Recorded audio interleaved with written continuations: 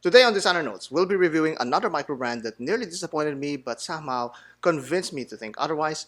In our blueprint segment, we're going to be examining a Casio this time around, not a G-Shock, but a Casio that's equally time consuming as swiping up or left on your phone screen. You know what apps I'm talking about, don't lie to me, I know it.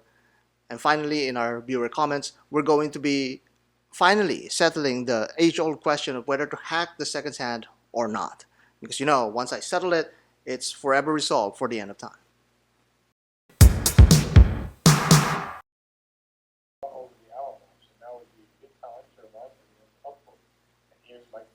Tell you why. Hey everybody, it's time to upload. Woo! Look, I can even do it. Watch. There. It was that easy. All I needed to do is to upload. That's all you need to do. It doesn't even take a wiggle of your finger or even just a wiggle of one of my teeth here to upload. Just do it. Oh, he's right. Appreciate that. This is like so time consuming. Anyway, we're going to talk about another Italian brand, but this one is also riding the vintage styling trend. However, even though it's riding that same familiar design, it manages to surprise me to the point that I actually changed my mind or opinion about derivativeness. This video is brought to you by Viqueria. This Italian brand is based on Italy, where the name is also derived from the Roman city of Voghera. From here, you can already see where this brand takes its inspirations. The brand was created by two young watch enthusiasts, Omar and Nicolo. They first started by founding a handcrafted leather strap business called 2D Straps, then moved on to completing their dream by creating their own watch brand. Since 2017, they have produced a handful of successful collections. Their design direction is pretty solid with many fresh approaches to popular watch styles. Whatever they've borrowed from other watch designs, this diver called the Calipso fuses them all together and executes them in a subtle but tight manner. Beginning with the dimensions, this 42 by 13.6mm watch wears prominent like a Seiko diver, but seals the lugs out for a more streamlined profile, and the crown guard is a bit more conservative. On the wrist, it's also quite familiar to wear, and that's all good. These kinds of cases tend to be hard workers but also wrist pleasers. The female end links also makes it quite comfortable to carry as it hugs your wrist in the best possible angles. Operating this NH38 caliber works as convenient as possible with the very easy to grip crown and amazingly steady turn. It's very premium feeling at your fingertips. Of course, this is a diver that's very capable with a 300-meter water resistance rating once the crown is screwed down. Another thing to love is that bezel that just wins your day as you work with it and listen to its sound.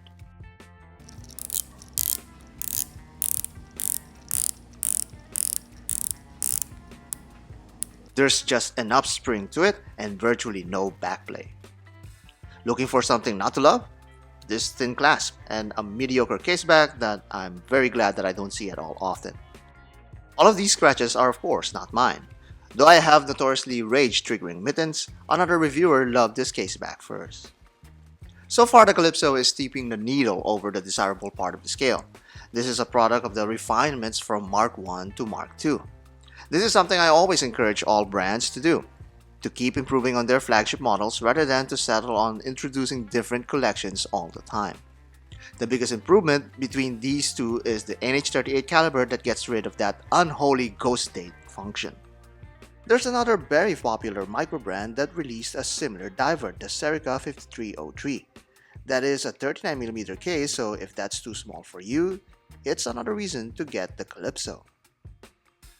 Something that we'll not be getting rid of anytime soon is our strap changing shenanigans that takes full advantage of this derivative case design.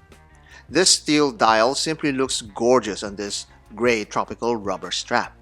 It's also a plus to have these quick release spring bars, a massive convenience and time saver. If you get tired of this setup, playing around with a leather strap works wonders for this diver's look. Now here's the first surprise. How close is this case to the Seiko diver profile? It turns out that it's pretty close. You could literally use the Seiko Jubilee bracelet, including its end links, on this Calipso. I'm betting my skipper's hat that many of you that's eyeing to add this into your collection might actually already have a Seiko 5 Sports GMT in your watch box. Some may argue that this is a marginal upgrade to Viqueria's bracelet, but you cannot deny that it multiplied the possible configurations available for these two pieces. And beside the Mark I, again, it changes its personality with a simple swap of the Seiko Jubilee band. Let's now add some foggy super focus views on this diver to see what else sells it to our eyes.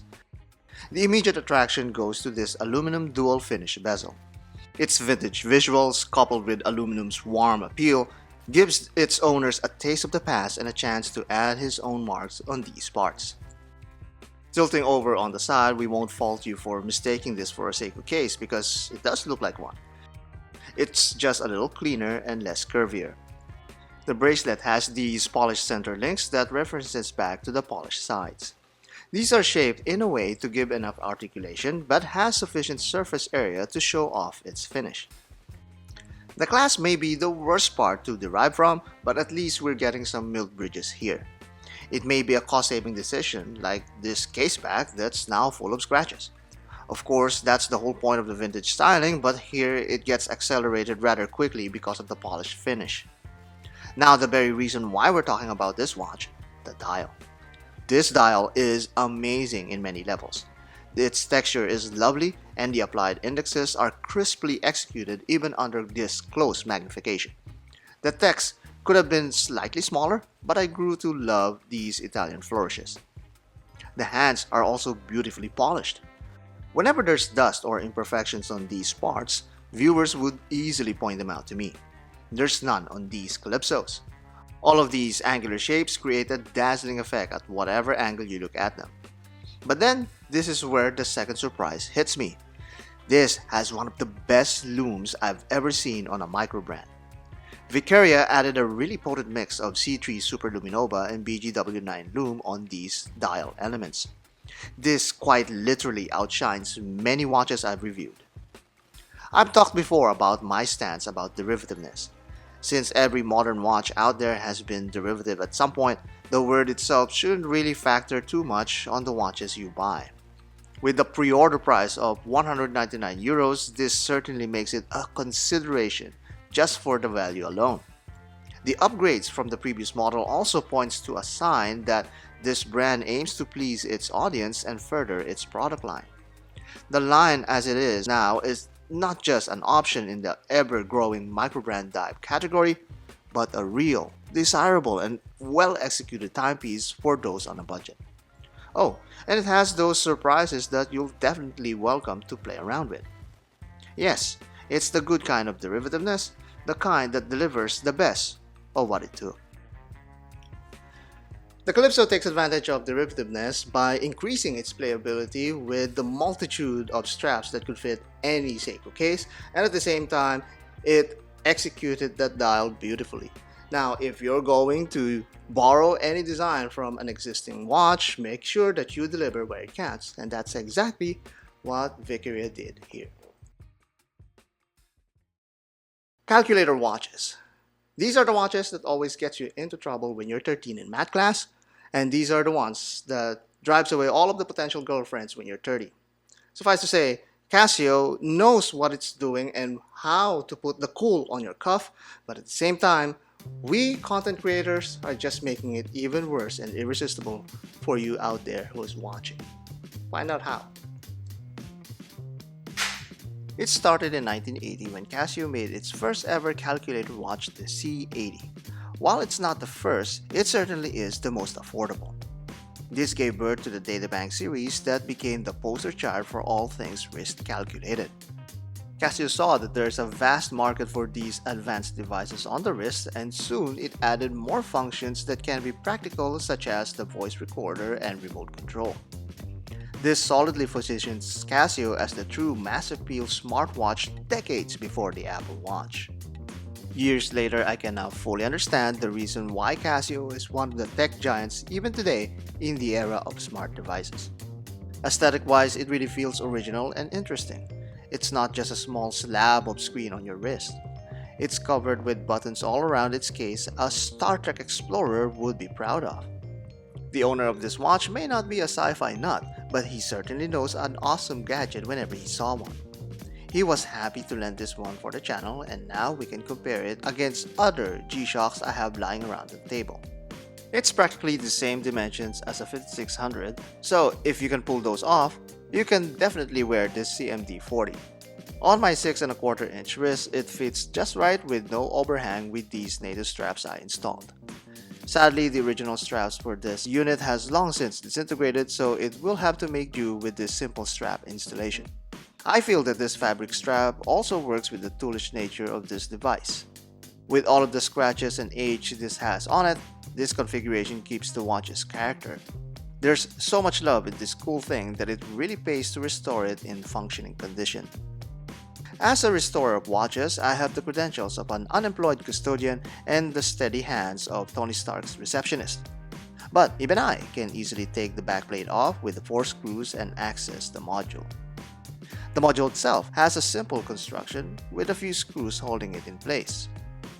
The battery lid is latched from this area with a small precision screwdriver giving it access. This watch needed just a new battery to breathe life back into it, and this Duracell CR2032 will do the trick.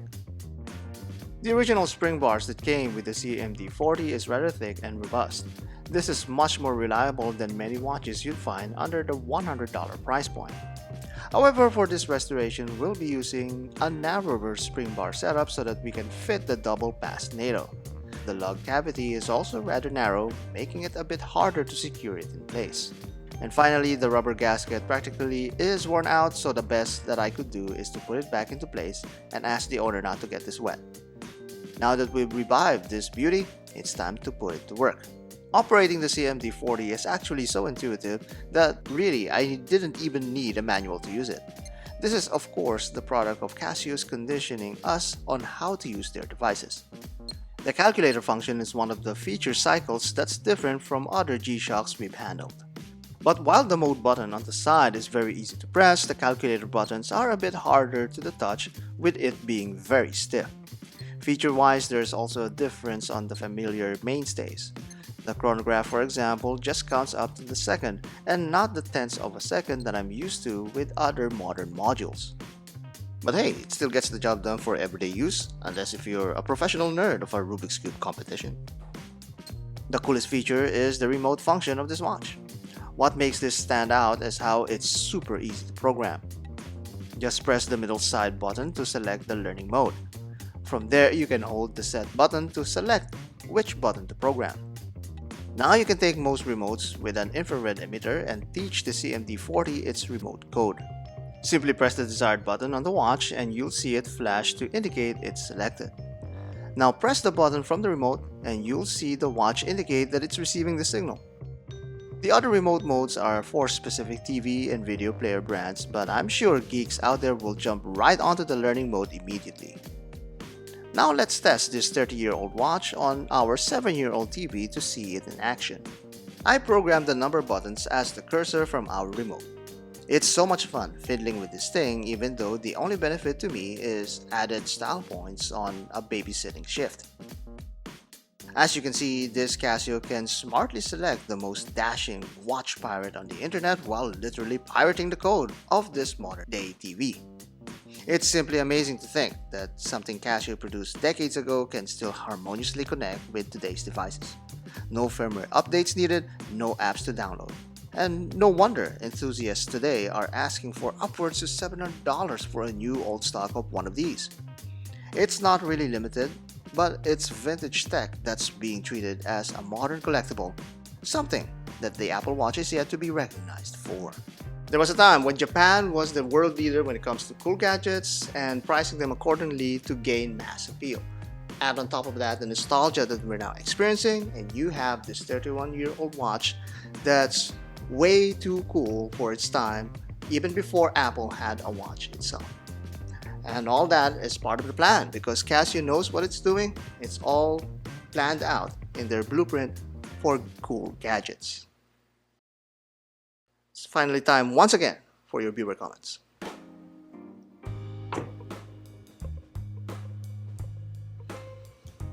Okay, we've got a lot of comments in the past few weeks. We've got 20 to tackle here at the very least. But let's begin with the previous video about cats and other trends. Yo boss, love the channel and opinion. Hope you're feeling well. You sounded as if you have a cold or something. It doesn't matter as the content remains the same. LOL, great job. Keep the good work, buddy. That's from RigGeo17. Yes, I'm feeling okay. In that video segment, I just happened to sneeze at some point, and ever since then I was sniffling, and I wasn't really sick at all. It's just probably dust allergies and whatnot. In the same video, Marcus Lieberman 3577 says, great video. Cats are like watches, you can't have just one. And then he has like a lot of emojis. Okay, I'm going to try and minimize all of the cat's comments here, but look at this. He showed 3 cats. He probably has 3 cats as well. Those 7 Apple Watches came from the butt of that one cat. Right? So not only are cats evil, they're not even satisfied with just giving you one Apple Watch. They want you to wear a watch, an Apple Watch per day, a different one per day, according to at least Marcus Lieberman 3577 is talking about here. And that is the danger when you adopt a cat. You might get an Apple Watch as well. So double the evil there. Next, in the same video, Dr. Bob's Nightmare 2521 says, thank you. I can't believe that you answered all my questions. Have you ever considered running for president of the United States? No, I have not considered that. Probably because, well, I'm not American for one. But again, I guess that doesn't prevent you from running for president anyway, if you look at the current candidates. But at the same time, I remain neutral when it comes to politics, even though I can comment about them. It goes to show you what kind of a person I am. Would you want a leader like that? Oh, who knows? I can be your pirate captain, yes, but captain of the United States, probably the last thing I'd ever do. Okay, I also sent a poll about 3 days ago, which of the 3 watches in the video about Rolex and their latest releases would likely happen. The Milgauss RLX, the Explorer RLX, and the Submariner RLX. It's really hard to pronounce. I still hate that they named this RLX. Come on. Anyway, at first, the Explorer on a titanium case was the leader of this poll, but after 461 votes, the Submariner won out. And I think because again, the lack of Submariner updates kind of puts it into the minds of people that the next titanium will be the Submariner, or maybe even the Milgauss, which is just 1% more popular than the Explorer titanium here in this poll that I sent. Now about that Rolex release video, Melvin Ramirez 4790 says, thanks for the update. What would be your least favorite Rolex and why? To me, it's the Air King, because whenever I associate a watch with aviation, I always think about IWC and how those big aviator watches are. I think the Air King is nowhere near that big, of course, and the only thing that it has that's similar to aviator watches is the numerals. But the Air King looks like an Explorer with numerals to me, and now with a crown guard. It's just as boring, but without the legendary heritage that the Explorer did. So I think that is the worst Rolex that, at least for me, for my taste. There are fans of Air Kings out there. That's why Rolex brought it back, because there's a market for it, but I'm not part of that market. Nick Ryder 32 says, I really hope many will choose the Explorer so I can finally get my Air King, speaking of Air King, that I desire so much. Well, newsflash, and sorry to snap you back into reality, no matter how many Explorers will be bought, you won't get that Air King. Maybe you could put your name, and you could put your name on the AD for a wait list for the Air King, and it's much easier to do that. But I think you're suggesting here that everyone should buy the Explorer so that no one desires the Air King, so you can get a discount on the gray market. Well, that could happen if everyone listens to this video. Edit it to this clip. Okay, I'll start now. And you know what? The Rolex Explorer 40, especially in this edition, is the best three-hander that Rolex has right now. Even better than the Air King. I know, because somebody whispered into my ear. I have insider knowledge that the Explorer 40 will explode and will triple its value in just 5 years. So don't miss out on that. Get the Explorer now. Not the Air King, because the Air King is trash. Don't worry about it. Get the Explorer now. Ignore the Air King. Cut. Okay, so from there, share that segment. Okay, don't tell them about the context of this video or you'll just ruin the facade. Okay. Dennis Kai 2331 says Rolex releases this year. Report card C-. They made the Daytona less visually interesting. New color variants for gold models, blah blah. Nothing that will get the enthusiasts talking for the next month. A year of missed opportunities. Okay, he's a little bit, harsh on Rolex here. C-. But then I commented that those are really fair points. Those are points that everyone could point out. But to me, I still think that it's a B or even a B plus for me, because Rolex stepped out of its comfort zone and made a lot of changes. It even released a whole new watch line, which is kind of rare for Rolex. But many of you don't seem to think so. Even Alt-Bin Hacks says that that's actually generous of me giving it a B. He actually thinks it's a D because see-through casebacks are not really that thing that's doing it for him. But I can give him that. I respect that, because not everyone is a fan of display casebacks. So those 1908s and that Platona with a caseback, that may not be as appealing to people. And I don't know. I've never seen the finishings on these, so I don't know how on par are they with other well-respected dress watches such as the Patrimony or the Calatrava. Would that even matter, that caseback? Who knows? So, but to me, the sheer fact that Rolex took as many chances and as many changes this year, that's why I'm giving them a big grade. But you know what? I suck at giving these grades. Many people think I'm too generous, and maybe I am. So let's give them that fair shake, so to speak.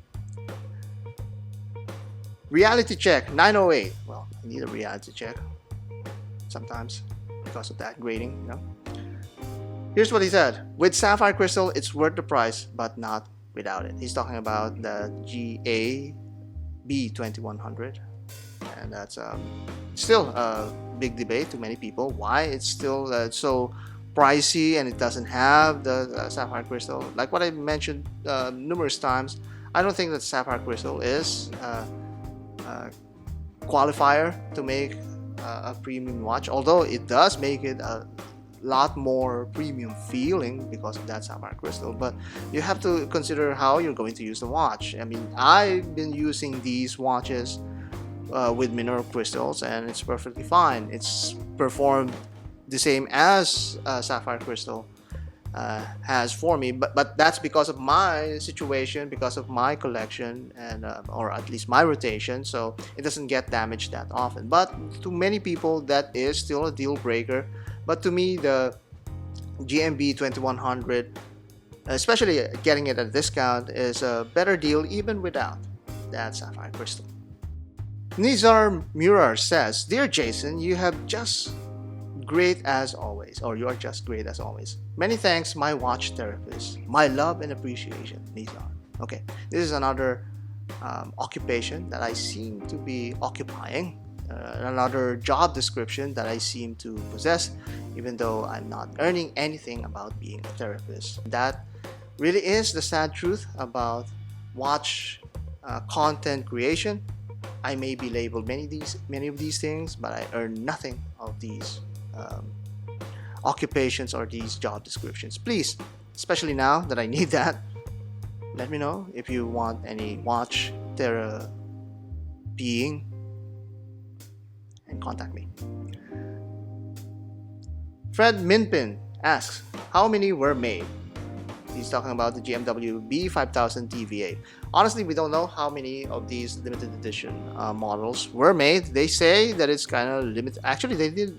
I don't remember them calling it a limited edition, but they immediately discontinued it just after a few months.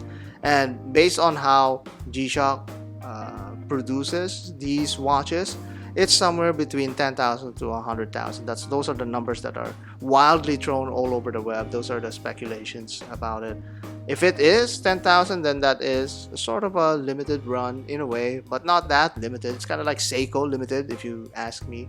But I don't think that it's over 100,000 pieces of these all around the world either. I don't think that's the case. So maybe around 10,000, maybe 50 or 20,000. Give or take, but that's just a ballpark number that I'm just like throwing away. Master Watch says, one thing, big thing, you can never have too many G-Shocks. It is true. It is not possible. Poor kitty cats. Okay, no more cat comments. Again, Master Watch, also, for those of you who don't know, Master Watch has his own channel, and he has some really gorgeous MRG squares in there. He talks about many of the things about G-Shocks and how to collect them and what put him to collecting these metal G-Shocks. It's a very interesting journey that he had. He also had a chance to get this Richard Mille. It's a very nice YouTube channel. It's a small channel, and nothing special visually, but he is genuinely talking about his experience about these watches, and there's a fascination to that. So don't forget to look at his channel, see many more G-Shocks, really good G-Shocks, and an explanation about that. Captain Canuck 4444 says, deeply disappointing as usual. The Yachtmaster in titanium is priced like gold is spitting in the face of customers. I can't blame him for saying that, but I don't agree. I think that this price is actually pretty on par with what Rolex has been releasing. It's not about treating the titanium as a precious metal, but it's more about where they're producing it and its exclusivity. Right now, it's just in 2 models, so they're going to price it accordingly for that. And not to mention, if you look at the other Yachtmasters, my favorite Yachtmaster, the Oyster Steel with the blue dial, that's $13,000 already, and that's just Oyster Steel. But if you have 1,000 more, then you can go to this RLX Titanium. Granted, you're in the wait list or something, or if there's no wait list at all about it, which is I doubt. So I think that's actually a fair price. It's not really that bad based on other watches in Rolex collections. But if you are going to compare it to other watches from other brands, then there you have a problem, and that actually could be an issue for customers. But then again, they're probably not Rolex customers in the first place. PKZ8MM says, meh, my G-Shocks bring me so much joy, I would be worried that any Rolex would just disappoint. As a former mountain guide with 7.5 inch wrist, the 40 Explorer does look better than the 36. A titanium Explorer would have gotten my attention. Thank you for being my trusted go-to review of the new line. Thank you also, PK. And also, because of this comment, this is what prompted me to actually make that mock-up of the Explorer in Oyster Flex. And I do agree, they should have made the Explorer to stand out a little bit more than it is now.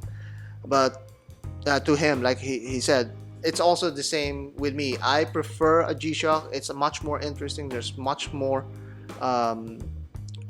designs to choose from. There's a lot of variations also to to your liking, to your preference. There's, for every Rolex out there, there's probably 100 G-Shocks that you can choose from, and even attainable at any given point of time. You may need to pay extra for certain models, limited editions, but it's overall a better, more interesting choice for me than a Rolex. And that's saying something for someone who's also owned a Rolex.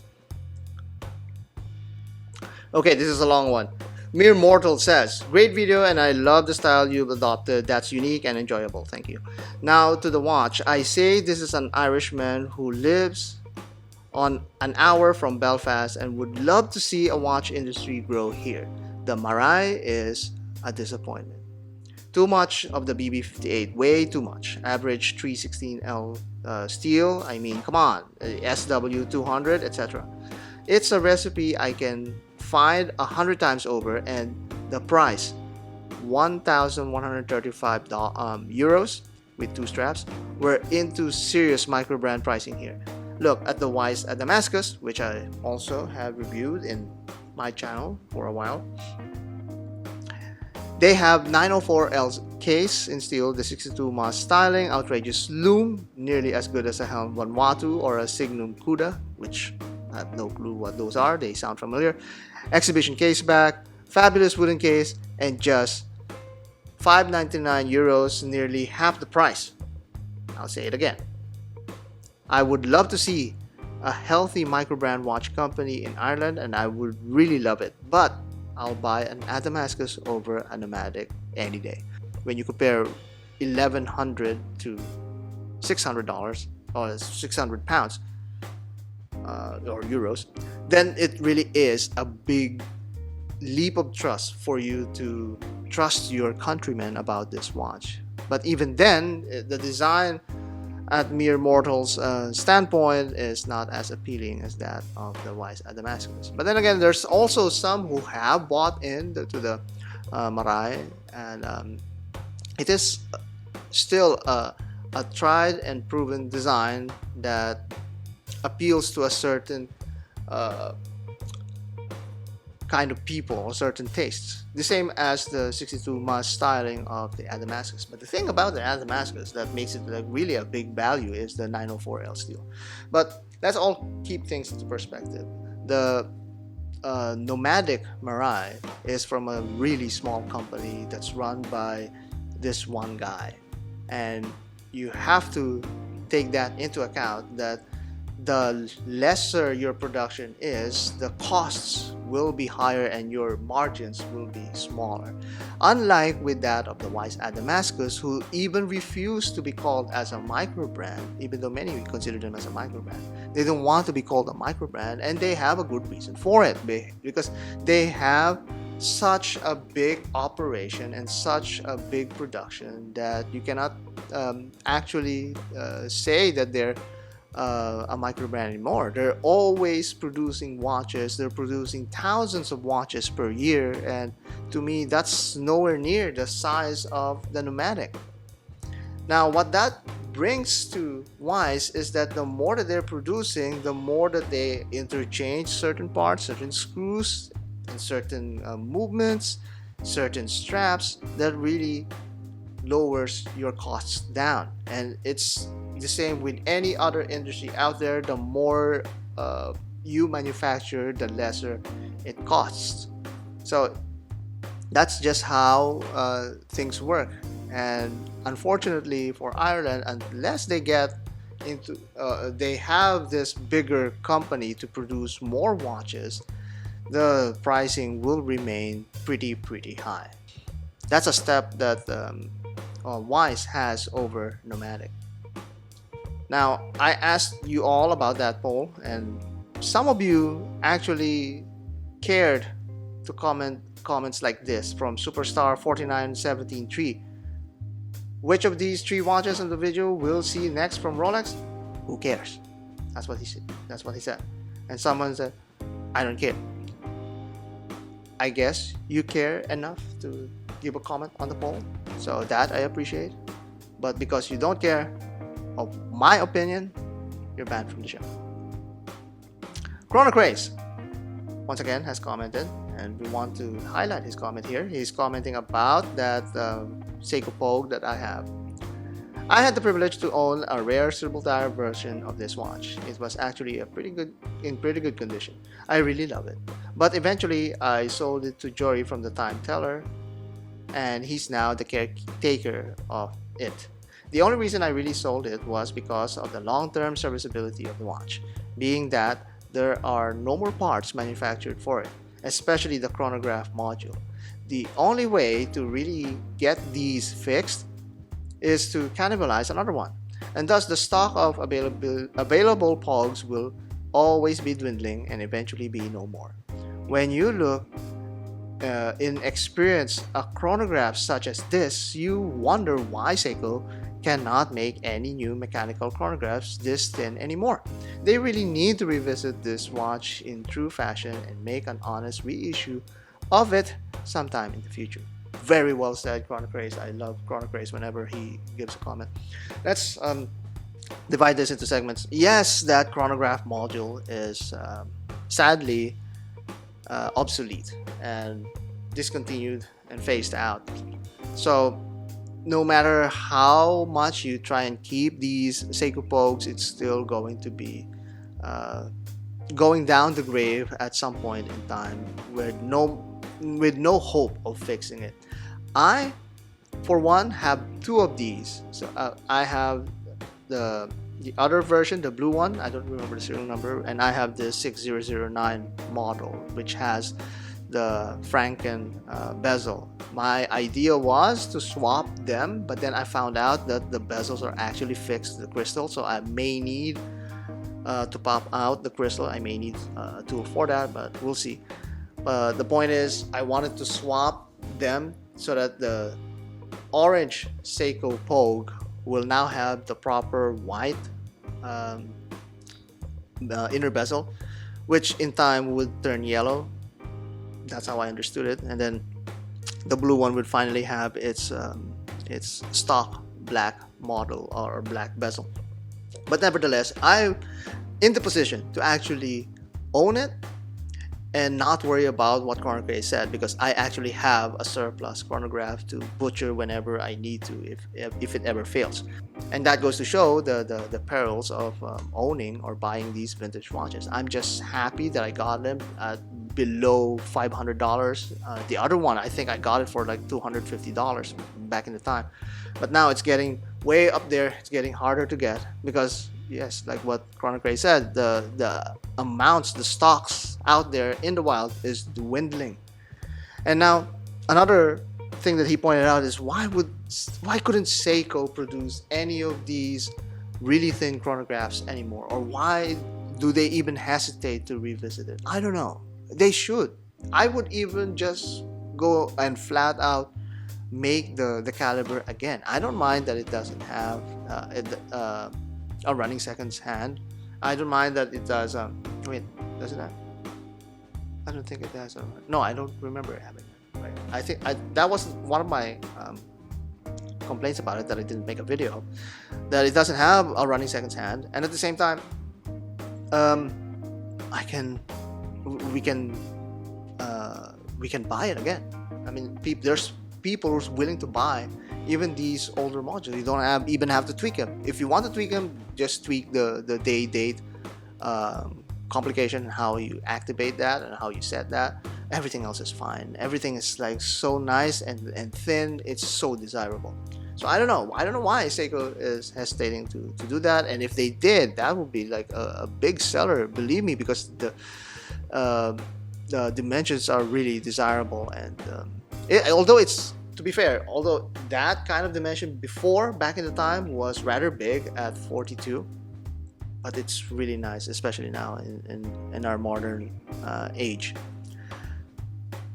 Jar Falcon 7332 says, "What's the watch? That watch?" Okay, he got like a ton of comments here that I've answered in the previous video, but there are some here that says, "Have you ever attended a big watch event as of yet?" No, I haven't attended any big watch event as of yet, because I'm in Aruba. I'm kind of stuck here. and it takes a considerable amount of money to fly either to London or to the United States. I can't.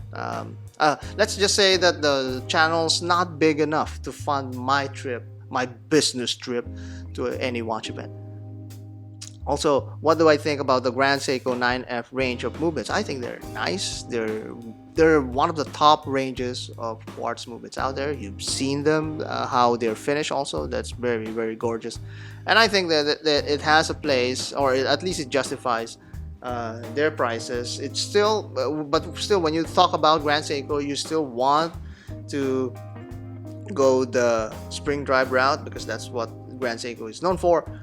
But at the same time, you cannot ignore the 9F range. It's fantastically finished. It has very nice accuracy. Although, I mean, you're buying a Grand Seiko and you probably be wary about the value retention. So, buy it pre-owned instead of on retail.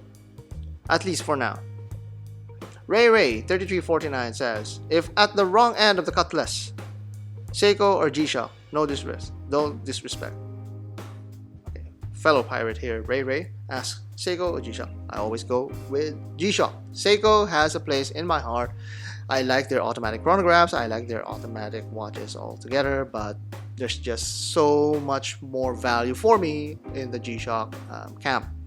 There's so many more designs that I can choose from. There's so many other iterations, and the technology that they're putting for the value is amazing. That's still my take, G-Shock rather than Seiko. Jimmy Kincaid asks, you were ripping on cats last episode. Okay, I think Jimmy Kincaid here thinks that he's got me. You were ripping on the cats last episode. Look at the back of arrangement. There's a cat. Feel stupid yet? I would like to think that you're not calling me stupid, but I do know that there's a cat at the back of arrangement. And then Dr. Bob's Nightmare 2521 doubled down on him and said meow. And Junior Johnson also supported that with, if he was ripping on cats, I'm unsubscribed. Okay. Here's the deal, guys. I was ripping on cats. I don't want to talk about more cats in this video. Probably in the next few episodes in the future, I'll go and talk about cats again. But here's the thing. That cat on the back of the arrangement is not real. That cat doesn't hurt you. It's not gonna scratch your face. It's not living off of your salary. It's not lazily sleeping on your couch whenever it feels like it. That cat actually is living at a caseback of a very respectable G-Shock. A G-Shock that actually saves lives, according to many emergency rescue units out there. Real cats destroys lives. Think about that. And for that comment, Jimmy Kincaid, you're banned for 15 seconds in the show. And finally, we've arrived to this question. I have this Seiko SKX alternative video, the NY0040 from Citizen. Here's what a commenter sent a few days ago. MCA 1960 says, without a seconds hacking is a no-go. Also, day and date reading is bad because of its black background. Red day on the black background reading is bad. Okay. The black background, red day thing, I can take that. That's fine. It's not an issue at all when you see that kind of dial combination when it comes to color coordination. That's fine. It's not an issue at all. But I do take issue with regards to seconds hacking, because this has been an ongoing debate for many years, and finally I'm going to settle this issue. So for everyone out there watching or not even watching at all, you can tell all of your friends, you can put it into your curriculums, you can put it into all of the historical textbooks out there that you don't need a hacking seconds hand. You don't. Here's the deal. Whenever a watch, let's try it here. whenever you unscrew the crown, whenever you pull it, it's supposed to hack the seconds or stop the seconds hand. Now, what does that do to you? It just gives you a visual cue that the time mechanism of this watch has stopped. But do you really like that, or is that really something useful? Actually, you don't. Because here's the deal, the only time that it's going to be useful is for you to reset it at 0, for you to have an accurate time as much as possible, down to the second. Now, if you're that meticulous, you're not buying an automatic watch in the first place. No, don't kid yourself, I know so. You'll be buying a G-Shock instead. That you would set down to the millisecond if you could. On top of that, if you're one of those younger folks out there, you know, those nerdy hippie friends of yours, they would rather get an Apple Watch because they would say that, hey, this watch is connected to my phone and my phone is connected to the internet and it always has the accurate time. Okay, so if that is your preoccupation with your watch, then probably you're in the wrong side of the collecting camp. So you might be an Apple Watch or a smartwatch enthusiast. Shocker there. And that could actually be a bigger problem than being a lover of automatic watches. Now, second, you can even contend, okay, you don't have to reset it to 0. You could just, if it stopped at 23, you just wait on the 23rd second and then push the crown in. Okay, that's fine.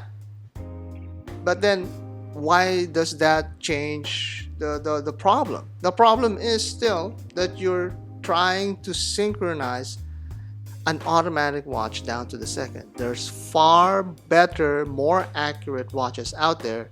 It just so happened to be quartz. Now, the second thing about this is that it's a visual cue. I understand that these automatic watches are visual elements, are visual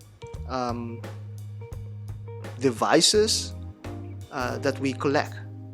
I say that because we primarily decide on whether to buy this watch or not based on the visuals, the proportions, and how it wears. And most of the times, if not all of the time, we don't think about its accuracy or its functions. The moment that you actually buy a watch for its functions is because you're seeking out that function itself, not the watch, and most likely a combination of that. But it's very, very rare that you actually consider hacking as some would purport to be. Now, of course, many people think that a hacking seconds hand is better than a non-hacking seconds hand because of the impression of modernism or an upgrade, because back in the day they couldn't hack the seconds and now you could, right? So there's this perception in the minds of people that, hey, if it's a non-hacking seconds hand, it must be an old caliber. In a sense, it is true, but then why does it matter again? Because you're buying the watch for its overall thing. Maybe it's discouraging you because it has that hacking or non-hacking hand. But believe me, once you have one that has a hacking seconds hand, and once you have a non-hacking seconds hand watch in your collection, you might not be disappointed at all. You might even not think about it after months or years of wear. So why make a big deal out of it? You can make a big deal about on anything if you wanted to, but the hacking seconds hand shouldn't be that one. In summary, you're missing out on a really good watch, the Citizen NY0040. It really is a good alternative to the Seiko SKX, and I'm getting one soon. Hopefully it'll be here at May. And I'm going to I think that version that I'm getting is the one with the hacking seconds hand, so that makes me a little bit hypocritical if you ask me, but nevertheless, my point stands. It's of very little consequence. So if it's a no-go to you, that's fine.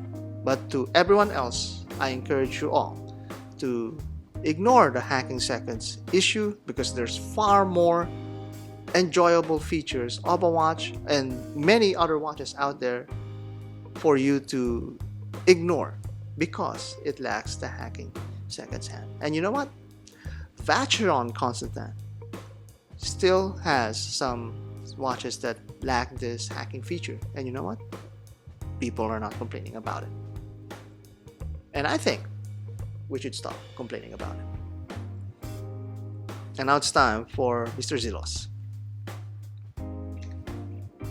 However, the idiotic day date with that polka dotted dial and the puzzle dial, what in the blue blazes the hell are they smoking over there in the land of chocolates and clocks? Just stop it. And yes, Mr. Zelos, we do agree. Please stop all of this nonsensical posturing thing. They really did it so that they could get people to talk about Rolex. And we did. We're all suckers for that. So now I'm going to stop. Hopefully they're going to stop. But they're not going to stop. Sadly, Mr. Zelos. And for now, I will stop this show. Until next time. In our blueprint section, and that's because Casio knows what it's doing, because it got it all planned. I can't speak. I can't talk English. Bro. Where did the rest of my Starburst go? I don't know. I didn't eat your Starburst. What the